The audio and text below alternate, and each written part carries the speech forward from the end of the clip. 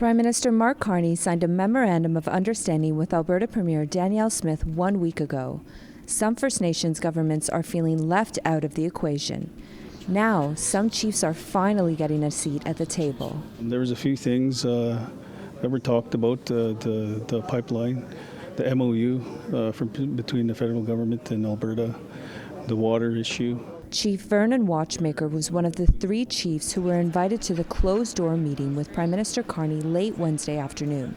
It's been a tough one because we heard many times before the good working together, working more closely with the First Nations, and nothing really came of it.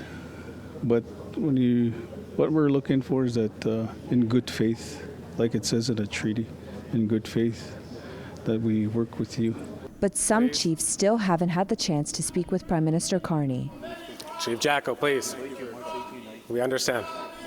Frustration over the inability to share concerns with the Prime Minister, a similar sentiment other chiefs have had. I'm sorry, Chief Diabo. Chief Tamara? He gets 20 minutes, but we get 2. Many say they've traveled long, I come many miles. waiting for their chance to speak with Prime Minister Mark Carney after radio silence. We talk about nation to nation. Nobody speaks for my nation but me. My people put me here. I have unanswered questions, and Prime Minister, you told me you're going to come to my territory.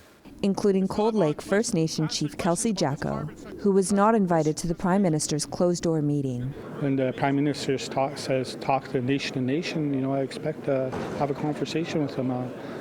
I have unanswered emails going to him. He told me he is going to come to my territory 3 times, and it just seems like every time I'm trying to have a conversation with him, I have to fight just to say some words. With a divisive pipeline project on the table, some First Nations see it as a pivotal time to have their voices heard. They're going to be building a 400 kilometer pipeline, and they're going to be storing it in my backyard. And, we're not going to go anywhere, and, we're going to have to deal with it for 100 years to come. Right? The concern extends to how the sharing of resources will benefit their communities. We agreed to share this land with you. It also means we shared the resources. A lot of money is going to the municipalities back for us, like right next door to us, goes to the cities, go to the provinces, and we're left out of the equation. So we're in a housing crisis.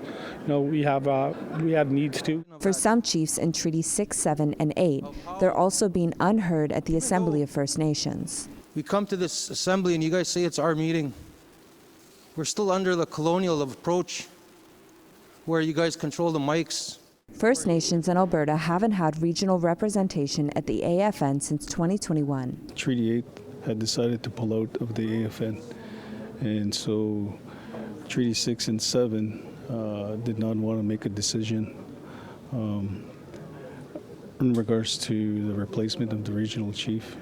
But that's been since some time ago, but it hasn't really been brought to the forefront. Chief Watchmaker says he hopes the issue will be addressed at the next Assembly of Treaty Chiefs, a quarterly meeting between Treaty 6, 7, and 8 in Alberta. Savannah Craig, APTN National News, Ottawa.